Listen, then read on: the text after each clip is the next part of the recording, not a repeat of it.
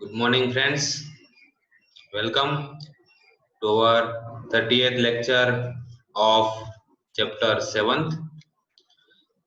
Subject का नाम है सीड।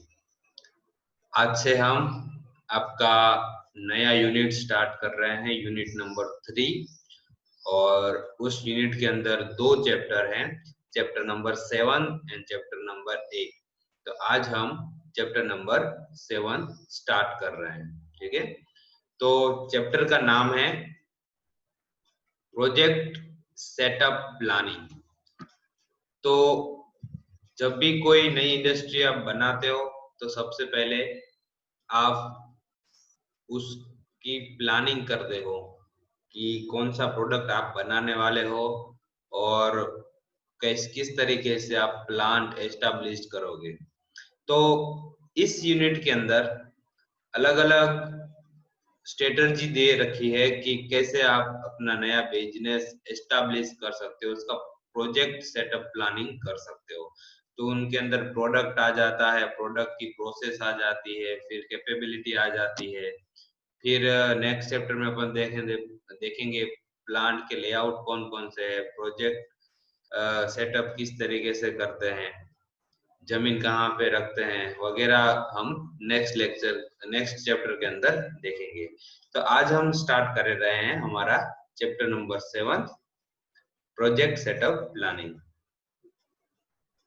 तो इस चैप्टर के अंदर मेनली प्रोडक्ट सिलेक्शन के ऊपर फोकस किया गया है। ठीक है, तो इंट्रोडक्शन टू प्रोडक्ट सिलेक्शन, हमारा फर्स्ट इंट्रोडक्शन है अबाउट दी प्रोडक्ट सिलेक्शन। जब भी आप कोई मार्केट के अंदर बिजनेस करना चाहोगे तो बिजनेस किस चीज का होगा? वो बिजनेस होगा आपने जो कुछ प्रोडक्ट बना रहे हो उस चीज का। तो इस चैप्टर के अंदर हम प्रोडक्ट का सिलेक्शन, प्रोसेस सिलेक्शन एंड उत्पादन शक्ति आयोजन का डिस्कशन हम करेंगे। આ પ્રકરણમાં પેદાશની પસંદગી, પ્રક્રિયા પસંદગી અને ઉત્પાદન શક્તિ આયોજનની ચર્ચા કરવામાં આવી છે। ગ્રાહકો દ્વારા ઇચ્છિત પેદાશોનું સર્જન કરી તેના ઉપભોગ દ્વારા તેઓની ઈચ્છાઓ સંતોષવી એ ધંધાકીય પ્રવૃત્તિનું હાર્દ છે। आपका मेन जो बिजनेस है वो है कस्टमर को उसकी जो सेटिस्फैक्टरी चीज है वो देना। तो प्रोडक्ट आपका मेन चीज है जो कस्टमर आपसे खरीदता है। मार्केटिंग गुरु फिलिप किटलरना मत प्रमाणे ग्राहकोનું ध्यान आकर्षित करवा, प्राप्त करवा કે ઉપભોગ કરવા અને તેમની ઈચ્છાઓ કે જરૂરિયાતોને સંતોષવા જે કંઈ બજારમાં મૂકવામાં આવે છે તેને પેદાશ કહેવામાં આવે છે। પેદાશ मतलब प्रोडक्ट। तो ये होगी प्रोडक्ट की डेफिनेशन कि कस्टमर को जो चीज चाहिए उनको वो चीज को प्रोडक्ट कहते हैं। ठीक है, ગ્રાહકોની ઈચ્છાઓ અનંત હોય છે તેને સંતોષવા ઉદ્યોગ સાહસિક વિવિધ પેદાશોનો ખ્યાલ એટલે કે કોન્સેપ્ટ વિકસાવે છે અને તેની વાણિજ્ય શક્યતાઓ તપાસે છે। कस्टमर को बहुत सारी एक्सपेक्टेशन होती है, उसकी जो इच्छाएं होती है वो अनंत होती है कि उनको कुछ ना कुछ चाहता ही रहता है और वो अपने दिमाग के अंदर अगर ऐसा होता तो ऐसा होता, ऐसा होता, तो वो कुछ ना कुछ नया उनको चाहिए होता है। तो उस चीज को अगर आप ग्रैब कर लो कि हाँ मैं इस चीज को बनाऊंगा तो मार्केट के अंदर ये चीज बहुत ज्यादा बिकेगी, तो वो हो गया आपका प्रोडक्ट का सिलेक्शन। तो उसको कॉन्सेप्ट के अंदर आपको रखकर उसको बाजार के अंदर में बेचूंगा तो कैसा रहेगा, उस चीज को कहते हैं बिजनेसमैन।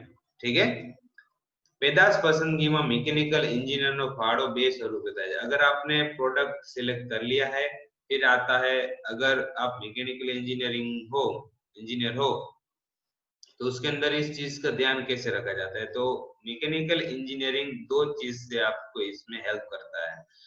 फर्स्ट है ग्राहक પેદાશોની ગુણવત્તા પડતર, ઉત્પાદનની ઝડપ વગેરેમાં યંત્રોની ગોઠવણીમાં મિકેનિકલ એન્જિનિયરનું પ્રદાન મહત્વનું ગણાય છે। जो आपकी प्रोडक्टिविटी है, क्वालिटी है, ठीक है, फिर आपका जो प्रोडक्ट बनाने का खर्च है, उन सब के अंदर मशीनरी आपको चाहिए, तो मशीनरी इस्टेब्लिश करने के लिए मैकेनिकल इंजीनियरिंग का मेन योगदान रहता है। आ उपरांत यंत्रों, तैयार भागो के जेना एसेम्बलिंग द्वारा यंत्रोનું ઉત્પાદન થાય છે, જે કાર્યમાં મિકેનિકલ એન્જિનિયરિંગનો ફાળો ગણના પાત્ર છે। આમ મિકેનિકલ ઇજનેરી માટે પેદાશ પસંદગી, પ્રક્રિયા પસંદગી અને ઉત્પાદન શક્તિ આયોજન અને यंत्र ગોઠવણીની સમજ જરૂરી છે। तो यहाँ पर आपको इस चैप्टर में मैकेनिकल इंजीनियरिंग का योगदान ये है कि मशीनरी एस्टेब्लिश करने के अंदर और उसकी किस तरीके से अच्छी प्रोडक्टिविटी बने, गुणवत्ता उसकी क्वालिटी कैसी हो, तो उस तरीके के मशीन को एस्टेब्लिश करने के लिए मैकेनिकल इंजीनियरिंग जरूरी है। ठीक है, अब हम देखेंगे पेदाशना विविध वर्गीकरणों, classification of different product. Okay, तो 4 तरीके के अलग अलग प्रोडक्ट हैं जिनका क्लासिफिकेशन हम देखेंगे। तो फर्स्ट जो कैटेगरी है उत्पादन અને માંગની લાક્ષણિકતાના આધારે, मतलब आप प्रोडक्शन कर रहे हो और नीड कितनी है उसके बेसिस के ऊपर आपका प्रोडक्ट का क्लासिफिकेशन होता है।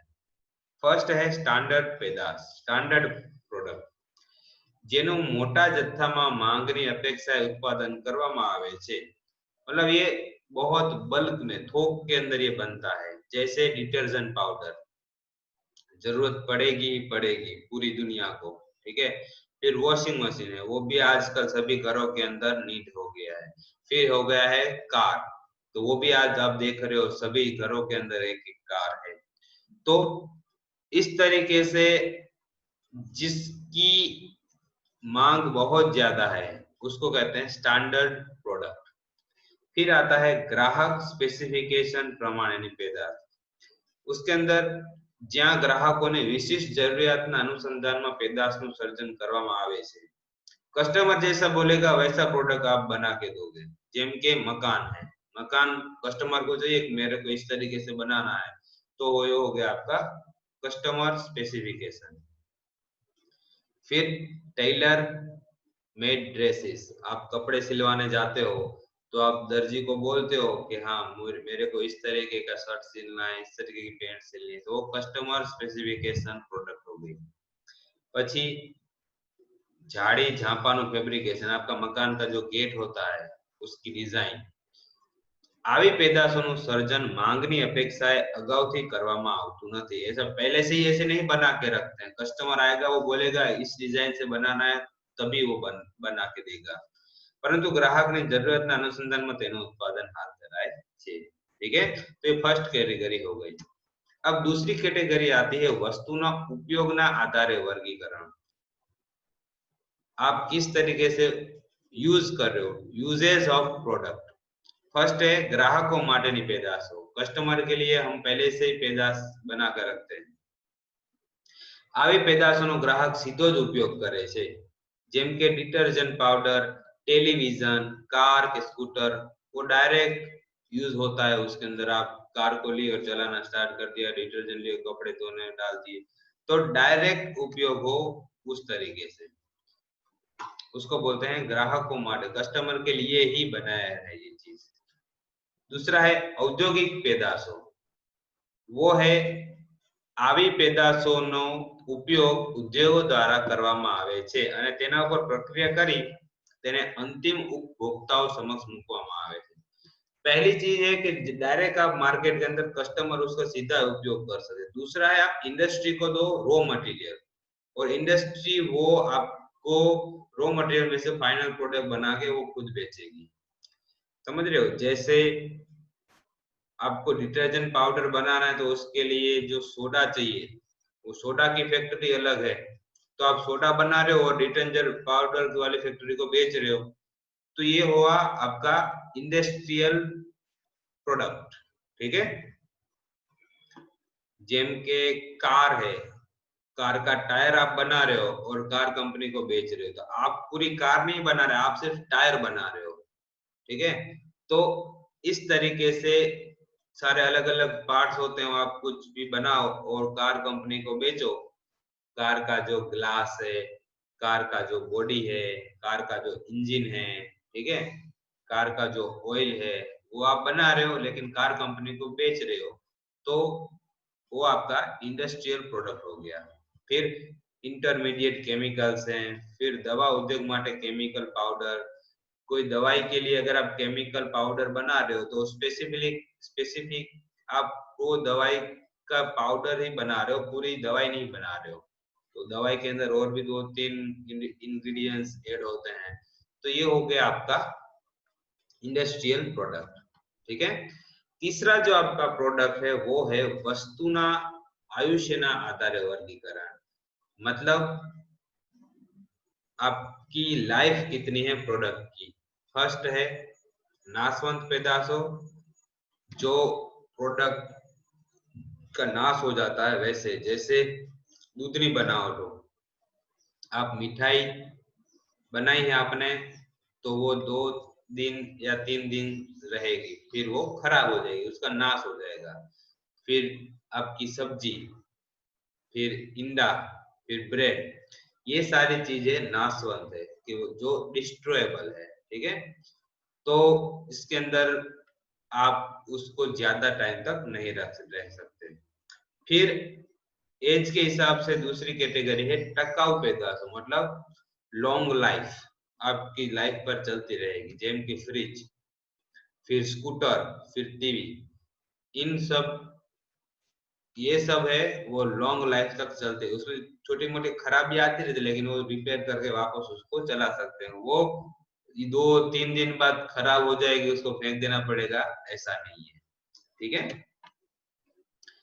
फिर आता है आपकी फोर्थ नंबर की कैटेगरी जो है वो है पेदाशनी लाक्षणिकताना आधारे वर्गीकरण, उनकी कैरेक्टरिस्टिक्स के हिसाब से उसका क्लासिफिकेशन। फर्स्ट है पेदाशनो वर्ग, क्लास क्या है उनका। आप पता है कोई भी अच्छी चीज लेते हो तो आपको बताइए एकदम क्लासिक चीज है, मतलब कुछ कुछ लोग ही उस चीज को परचेस करते हैं क्योंकि वो महंगी होती है। तो जैसे ब्रांड हो गई, ठीक है, જેમાં ગ્રાહકો દ્વારા ઉદ્ભવતી માંગને વિવિધ બ્રાન્ડ સ્વરૂપે રજૂ કરવામાં આવે છે, જેમ કે કલર ટેલિવિઝન વસ્તુ એક કોમોડિટી છે, જ્યારે બીપીએલ, वीडियोकॉन, सैमसंग वगैरह कलर टेलीविजन जुदी जुदी ब्रांड है। टेलीविजन वो एक चीज है लेकिन टेलीविजन के अंदर भी अलग अलग ब्रांड है, बीपीएल हो गई, सैमसंग हो गई, पैनासोनिक हो गए, ठीक है, शार्प हो गए, वीडियोकॉन हो गई। तो इस टाइप की जो प्रोडक्ट है उसको बोला जाता है पैदाश वर्ग, प्रोडक्ट क्लास, ठीक है। फिर दूसरी चीज है आपकी पैदाश रेखा, प्रोडक्ट लाइन। एक ज ब्रांड ने जुदा जुदा स्वरूपे रजू करवामां आवे त्यारे तेने प्रोडक्ट लाइन कहेवामां आवे छे। जेम के कोलगेट है तो उसके अंदर फैमिली पैक आता है, मीडियम पैक आता है, नानो स्मॉल पैक आता है, तो ये एक ही प्रोडक्ट है लेकिन उसको अलग अलग तरीके से आपको पेश किया गया है। फिर है मुसाफरी माटेनु अति नानु पैकेज, आप कहीं ट्रैवलिंग करने जाते हो, वो तो आपकी ट्रैवलिंग ही रही है लेकिन उसका अगर पैकेज है कि इधर से इधर हम कार में ले जाएंगे, इधर से आपको प्लेन में ले जाएंगे, इधर से ट्रेन में ले जाएंगे, तो ये छोटा पैकेज होता है, वो होता है आपकी प्रोडक्ट लाइन। फिर तीसरा कैटेगरी है पेदाशनु मिश्र, मिक्स प्रोडक्ट, जैसे कि જ્યારે ઉત્પાદન દ્વારા વિવિધ વર્ગની પેદાશો એક જ બ્રાન્ડ હેઠળ રજૂ કરવામાં આવે છે તેને પેદાશ મિશ્ર કહેવામાં આવે છે। જેમ કે गोदरेज कंपनी है वो सब कुछ बनाती है, स्टोरवेल कबाड़ भी बनाती है, गोदरेज साबु भी बनाती है, गोदरेज टीवी भी बनाती है, गोदरेज टाइपराइटर भी बनाती है, गोदरेज फिर आपका हेयर कलर भी बनाती है, ठीक है।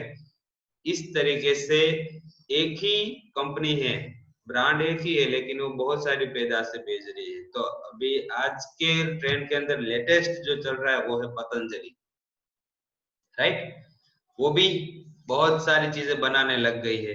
तो इस टाइप की जो प्रोडक्ट को आप क्या कहोगे, मिक्स प्रोडक्ट, ठीक है। और उसके 4th नंबर की आपकी कैटेगरी है, ठीक है। तो आई होप कि आज का लेक्चर आपको अच्छे से समझ में आ गया होगा। अब हम जो प्रोडक्ट, तो आपने समझ लिया प्रोडक्ट क्या चीज होता है, तो उसके रिगार्डिंग कौन सा प्रोडक्ट आपको सिलेक्ट करना चाहिए, आगे क्या क्या प्रोडक्ट के अंदर आपको ध्यान रखना चाहिए, वो हम हमारे नेक्स्ट लेक्चर के अंदर और नेक्स्ट अपने जो सारे टॉपिक है उनके अंदर सीखेंगे, ठीक है। Now times for the homework. तो अभी जो मैंने आपको क्वेश्चन करवाया, પેદાશના વિવિધ વર્ગીકરણો લખો, write down classification of product. तो ये आपको क्वेश्चन आपकी नोटबुक में लिखना है और मुझे गूगल क्लासरूम के अंदर सेंड करना है। Okay, thank you friends.